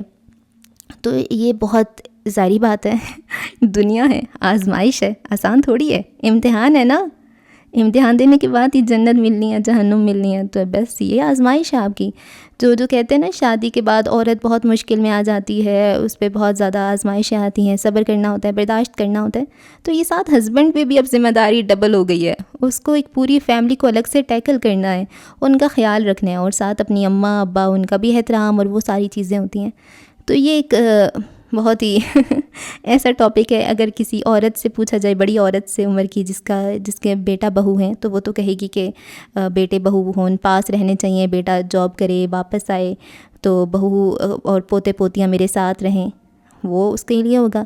ایک نوجوان بیوی سے پوچھا جائے تو وہ کہے گی کہ مجھے اپنے ہسبینڈ کے ساتھ الگ رہنا ہے، میں کیوں ساس سسر کی خدمت کروں۔ بیٹے سے پوچھا جائے تو اس کا یہی ہوگا کہ ماں کا بھی تو خیال کرنا ہے، ماں سے محبت ایک الگ، اس کو سوسائٹی پریشر میں بھی آ کے نا ماں کو ساتھ رکھنا ہوتا ہے کہ لوگ کیا کہیں گے، وہ بھی ایک چیز آ جاتی ہے۔ تو اس میں پتہ کیا نا، اس میں جو مجھے جو بہت اچھے لگتے ہیں وہ انگریز لگتے ہیں۔ انگریز نا اپنے بچوں کو اتنا زیادہ اٹیچ کرتے ہی نہیں ہیں، اٹیچ ان اے سینس کہ وہ ان کی ایک اپنی زندگی بھی ہوتی ہے بچوں کے علاوہ بھی۔ ہماری دیسی مائیں ہیں، ان کا کچھ بھی نہیں ہے، ان کا سب کچھ ان کے بچے ہیں، وہ جیسے بھی ابیوسو انوائرمنٹ میں رہ رہی ہو، کچھ بھی ہو، اس کی ساری امیدیں اس کے بیٹے سے ہوں گی۔ میرا بیٹا جب بڑا ہوگا نا تو وہ مجھے یہاں سے نکال لے گا، وہ مجھے بچا لے گا، وہ میرا خیال رکھے گا، وہ مجھے، تو وہ اپنے جو ساس بری ہے، ہسبینڈ برا ہے، جو کچھ بھی ہے، اس کی ساری پھر نا اپنی محبت، توجہ، وہ اور اپنی ساری جو امیدیں وہ اپنے بیٹے سے لگا لیتی ہے۔ میرا بیٹا جب بڑا ہوگا، میرا بیٹا جب بڑا ہوگا، تو ظاہری بات ہے جب اس نے اپنی پوری زندگی وقف کر دیا بیٹے پہ، اور جب اس کا بیٹا بڑا ہو اور وہ بیوی کو لے کے سائڈ پہ چلا جائے تو ماں کے دل پہ بجلیاں ہی گرنی ہے نا، اور یا پھر وہ اس کے ساتھ رہے تو بیوی کے دل پہ بجلیاں گرنی ہیں. سمجھ رہے ہیں بات میری؟ تو ہماری اپنی کیونکہ کوئی لائف ہی نہیں ہے ہم عورتوں کی، بالکل نا. ایک گھریلو لڑکی اچھی چیز ہے، بہت اچھی چیز ہے. آپ ڈومیسٹک ہونی چاہیے ہو، آپ کو گھر کے گھرداری آنی چاہیے ہے، آپ اپنے بچوں کا بہت زیادہ خیال رکھو، اپنے ہسبینڈ کا خیال رکھو، اپنے پیرنٹس کا خیال رکھو، سب کچھ کرو. لیکن آپ کی اپنی لائف جو آپ کی پرسنل ہے، آپ کی اپنی ذات کہاں گئی؟ آپ ہر چیز اپنے بچوں کو دے رہی ہو، اچھی سے اچھی، جو گند مند آخر میں بچ جاتا ہے وہ خود کھا رہی ہو، ساری پہلے خرچے گھر پہ کر رہی ہو، اپنے بچوں پہ کر رہی ہو، خود کے لیے کچھ نہیں کر رہی، اپنے لیے وقت نہیں نکال رہی آپ. تو آپ اپنے لیے کوئی کیا کر رہی ہو؟ بچے بڑے ہونے ہیں، بچوں کے پر نکلنے ہیں، ان کو باہر جانا ہے، پھر کیا کرو گی آپ؟ پھر ان کے انتظار میں بیٹھی رہو گی؟ ایسے نہیں ہوتا ہے. آپ کی اپنی ایک لائف ہو، آپ کا اپنا کریئر ہو، آپ کے اپنے ہابیز ہونے چاہیے ہیں. آپ کتابیں پڑھو، موویز دیکھو، آپ سٹچنگ کرو، گارڈننگ کرو، کوکنگ کرو، کچھ بھی کرو. لیکن آپ کا ایک پرسنل ایک ہونا چاہیے نا، کہ آپ کی بھی وہ چیز بھی ساتھ ساتھ رہے. آپ قرآن پڑھو، قرآن پہ تفصیل اس کی ڈیٹیل پڑھو، مذہب کی ڈیٹیل پڑھو، کچھ تو کرو. میں نے اتنی عورتیں دیکھی ہیں ہیپیلی میرڈ، شروع میں اچھا سب رہتا ہے، آہستہ آہستہ وہی سیم دکھڑے رونے. ہسبینڈ ٹائم نہیں دیتا، ہم کیا کریں، ہم گھر میں بیٹھے رہتے ہیں، ہسبینڈ ٹائم نہیں دیتا. تو آپ ہی نہ دو ٹائم، آپ کیوں ہو اتنی ویلی؟ کیا کر رہی ہو؟ کچھ کرو، ڈو سم پروڈکٹیو تھنگ. کچھ کرو. کچھ بھی نہیں کر رہی، بس ایک بچہ ہے اس کو پال رہے ہیں اور گھن چکر بنے ہوئے ہیں، نہ اپنا خیال رکھ رہے ہیں، نہ بچوں کو تو خیر بچوں کا ہی خیال رکھ رہے ہیں. بچہ کھانا نہیں کھا رہا، کڑ رہی ہوتی ہیں. تو یہ تو خیر ایک نیچرل ہوتا ہے، ماں کے اندر یہ چیز اللہ نے ڈالی بھی ہوتی ہے کہ آپ کو ہر چیز چھوڑ کے اپنے بچے کی حفاظت کرنی ہوتی ہے، بچے کو پالنا پوسنا ہوتا ہے. تو یہ تو ایک نیچرل تھنگ ہے، یہ گورے بھی کرتے ہوں گے. لیکن تو میں کہہ رہی ہوں کہ آپ کا اپنا پرسنل کچھ ہوتا ہی نہیں ہے ہم عورتوں کا نا. تو بس ایک ہسبینڈ ہے، ہسبینڈ تو پھر اس کے بعد بچے. اور ظاہری بات ہے جب آپ کے بچے بڑے ہوں گے، ان کی شادیاں ہوں گی، انہوں نے کریئر کے لیے کہیں جانا ہوگا، دوسرے ملک شفٹ ہونا ہوگا، تو پھر آپ ایک بیچاری بوڑھی سی رہ جاتی ہیں کہ اب تو مجھے بچے چھوڑ کے چلے گئے ہیں، ہم تو جیسے تھے ویسے ہی رہ گئے ہیں، بچے چلے گئے ہیں، بیویوں کے ساتھ چلے گئے ہیں، ہم کیا کریں؟ تو جو آپ کو پہلے آپ نے نہیں کیا، اب پچھتا رہے ہو نا. اب آپ کو پہلے ہی کچھ کرنا چاہیے تھا، آپ کی اپنی لائف ہونی چاہیے تھی. تو جو گورے ہوتے ہیں وہ اتنے زیادہ اٹیچ نہیں ہوتے، ان کی اپنی ایک پرسنل لائف ہوتی ہے، اپنا کریئر ہوتا ہے، اپنی وہ ان کی ہابیز ہوتی ہیں، ان کا اپنا می ٹائم ہوتا ہے. تو وہ شکر کرتے ہیں جیسے ہی ان کے بچے بڑے ہوں گے تو وہ گھر سے چلے جائیں گے اور اپنا گھر بنائیں گے، اپنی رینٹ پہ چاہے رہیں، چاہے وہ خریدیں، اپنا کریئر بنائیں گے. تو وہ بچوں کے پیسوں کی طرف بھی نہیں دیکھ رہے ہوتے، ان کے اپنے پلانز ہوتے ہیں، فائنینس کو انہوں نے مینیج کیا ہوا ہوتا ہے، اور وہ اکیلے ہی رہ رہے ہوتے ہیں. اور ان سے بچے جب ملنے آتے ہیں تو وہ خوشی خوشی ان سے ملتے ہیں، نہ کہ وہ ان کو برڈنائز کرتے ہیں کہ تم مجھے چھوڑ کے چلے گئے ہو، میں اکیلی رہ گئی ہوں یا میں اکیلا رہ گیا ہوں. تو یہ ایک بہت اچھی چیز ہوتی ہے جو انگریزوں میں ہے. یہی کانسیپٹ ہمارا بھی ہونا چاہیے تھا. لیکن بس ہم دیسی ہیں، ہم عجیب سے ہی ہیں. ہم نے نہ اسلام کو بہت چیری پک کی ہے، جہاں جہاں سے ہمیں اچھا لگا، جس کو جو مطلب کا لگا اس نے اٹھا لیا. اوور آل ایسے پورا اسلام کو اس پہ عمل نہیں کیا. تو یہ چیز ہے. اب اگر ان کی سچویشن دیکھی جائے، ان کی سچویشن میں کیا کرنا چاہیے تھا؟ ان کی سچویشن میں یہ پہلی بات تو یہ ہے کہ اماں تھی اتنی بزرگ، اماں اکیلے نہیں رہ سکتی تھی. تو اب میں اس پہ کوئی کامنٹ نہیں کر سکتی کہ اماں کو رہنا ہی چاہیے تھا یا شہزاد نے ٹھیک کیا، یا ایسے بھی ہوتا ہے، نارمل ہے یہ کہ بیویاں الگ رہتی ہیں، اپنی ساسوں کے ساتھ رہتی ہیں، ہسبینڈ آتے ہیں جاب سے کچھ عرصے کے بعد ملتے ہیں، پھر ٹھیک ہو جاتے ہیں. لیکن اب یہاں پہ بہت نارمل ہے، بہت بہت نارمل ہے، بیویاں کمپرومائز کر رہی ہوتی ہیں، ہسبینڈ کے بغیر رہتی ہیں. تو یہ اتنا زیادہ نارمل ہو چکا ہے کہ یہ کسی کو اب الگ دکھتا ہی نہیں ہے. تو ظاہری بات ہے جب آپ اپنے ہسبینڈ سے اتنی محبت کرتی ہیں، آپ اس کے ساتھ رہنا چاہتی ہیں، تو یہ بہت نیچرل ہے. لیکن اس کو کوئی اس نظر سے دیکھتا ہی نہیں ہے کہ اس کے ساتھ زیادتی ہو رہی ہے، اس کے ساتھ غلط ہو رہا ہے. تو وہ اس نظر سے دیکھا ہی نہیں جا رہا ہوتا. تو اس کو کیا اپریشیٹ کرنا. خیر ٹھیک ہے، اچھی بات ہے اگر آپ اپنی ساس کا خیال رکھ رہی ہیں. تو دیکھ وہ بھی تو اتنی بے ضرر سی تھی، اس کا خیال رکھتی تھی. مزہ تب آتا ہے جب اتنی ہی خرانٹ ساس ہوتی ہے اپنی بہو کا جینا دو بھر کر دیتی ہے، اس سے سارے کام کرواتی ہے، اس کو تنگ کرتی ہے، پھر اپنے بیٹوں کو پٹیاں پڑھاتی ہے اور اس کو کہتی ہے یہ میرا خیال نہیں رکھتی، یہ غلط کام کرتی ہے، یہ ایسے کرتی ہے ویسے کرتی ہے، اور پھر وہ بیٹا بھی بیوی کو ڈانٹتا ہے کہ میری ماں کا خیال رکھو، تم نے میرا دل جیتنا ہے تو میری ماں کا خیال رکھو، میری بہنوں کا خیال رکھو، ان کو خوش رکھو۔ تب آتا ہے مزہ، تب لگ جاتی ہے سمجھ۔ یہ اچھا نہیں ہے، لیکن میں بتا رہی ہوں کہ یہ نارمل ہے۔ یہاں پہ تو پھر اس کی ساس بہت اچھی تھی، اس کا خیال رکھتی تھی، اس کو برڈنائز نہیں کیا ہوا تھا، اس کا ہسبینڈ بھی اس سے پیار کرتا ہے، جب بھی آتا ہے اس کا بہت خیال رکھتا ہے۔ یہ صرف لاسٹ میں ہی ایسا تھا نا کہ وہ اپنی ماں کے ساتھ لگ گیا تھا، کیونکہ وہ بہت زیادہ بیمار ہو گئی تھی، اور وہ بھی بچہ کیونکہ ماں کے ساتھ بہت زیادہ اٹیچ تھا، اور ماں بھی اس سے بہت زیادہ اٹیچ تھی۔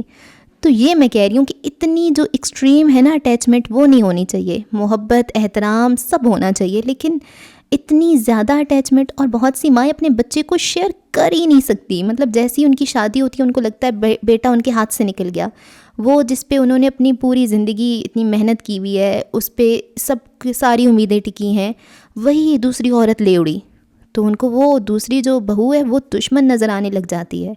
یہ ساری کھیل ہی اٹیچمنٹ کی ہے، غلط ایکسپیکٹیشنز کی ہے۔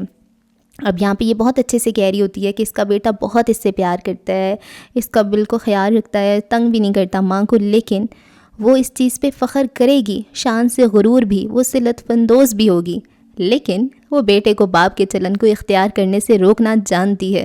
وہ نہیں کہے گی کہ میں ہاں ساری بات ہے، اس اماں کا تو خیر مسئلہ تھا، وہ نہیں رہ سکتی تھی، لیکن وہ یہ نہیں کہے گی کہ میں پوتی کی محبت میں مر رہی ہوں۔ اب یہ بھی خیر ان آنٹی نے بھی اتنا جان بوجھ کے کوئی ڈرامہ تو نہیں کیا تھا، یہ سچ میں بیمار ہو جاتی تھی، لیکن وہ اپنی بہو کا خیال رکھے گی۔ تو یہاں پر جو یہ اب کی جو نسل ہے نا، یہ جو ہمارے سائیکالوجیکل ڈراماز تھے، مسئلے تھے، جو غلط سارا کچھ بنا ہوا تھا، اس کو توڑ رہی ہے اور بہت اچھا کر رہی ہے۔ لیکن پھر بھی بہت سے ایسے جاہل مرد ہوتے ہیں، ان کو کہتے ہیں یہ اچھا تم اس ٹائپ کی فیمنسٹ عورت ہو، تم یہ ہو، تم اس ٹائپ کی عورتیں ہوں جو چاہتی ہیں کہ ہسبینڈ ہمارے ساتھ رہے۔ تو اس میں کیا غلط ہے؟ وہ بھی تو اپنا گھر چھوڑ کے آئی ہوئی ہے، ہاں وہ نہیں آئی ہوئی ہے نا، تو اگر وہ تم سے بھی سیم کہہ رہی ہے، اس میں کیا غلط ہے اگر وہ تمہارے ساتھ رہنا چاہتی ہے؟ اس میں مطلب عیاشی کیا ہے؟ بندے سمجھتے ہیں یہ بڑی نا وہ اس نے اپنے ہاتھوں میں کر لیا ہے، اسے یہ عیش کر رہی ہے۔ بھئی یہ نارمل ہے، ایسا ہی ہونا تھا، وہ بندہ بھی تو عیش کر رہے ہیں۔ تو یہ دونوں طرفوں سے ہوتی ہے۔ اس میں جو فیمنسٹ وغیرہ والا جو چلا ہوا ہے نا، میں تو اس کی بڑی سپورٹر ہوں، صحیح چیزوں میں، ایسے نہیں غلط چیزوں میں نہیں، لیکن صحیح چیزوں میں۔ اچھا، تو اس ناول سے آپ کو میں نے خیر بہت زیادہ باتیں کر دی ہیں، اس میں یہ میں نے آپ کو سبق دینا تھا نا کہ ایک اپنی پہچان بنائیں، اپنا کام کریں، ایسا نہیں ہے کہ سب جابز ہی کریں، جابز کے علاوہ بھی ایک اپنی آپ کی لائف ہوتی ہے نا، ہابیز ہوتے ہیں، تو وہ بھی اپنی لائف میں انکلوڈ کریں۔ کتابیں پڑھیں یار، اتنی اچھی اچھی کتابیں ہوتی ہیں، اور اگر آپ کے پاس کتابیں پڑھنے کا ٹائم نہیں ہے تو آپ کتابیں سن سکتے ہیں۔ میرے 3 عدد چینل ہیں جہاں پہ میں نے بہت ہی طرح کی کتابیں پڑھی ہوئی ہیں، آپ وہ سنیں یار۔ پاک ناولز والا چینل ہے، وہاں پہ ایپیسوڈک لانگ ناولز ہوتے ہیں۔ پاک ناولز فار ایور ہے، یہاں پر ایک ناولٹ ہوتے ہیں، پوری کمپلیٹ ویڈیو ہوتی ہے ایک ناول کی، شارٹ ناولز ہوتے ہیں۔ اور ایک اور ناول ہے پاک ناولز، ایک اور چینل ہے پاک ناول اسٹوڈیو، جہاں پر ایسے ہی اچھے والے ناولز ہوں گے۔ جنت کے پتے کمپلیٹ اپلوڈ ہو چکا ہے۔ ان تینوں چینلز کا لنک آپ کو کامنٹ سیکشن میں مل جائے گا، ان کو چیک آؤٹ کریں اور کر لیں سبسکرائب۔ دعاؤں میں رکھیں یاد۔ اللہ حافظ۔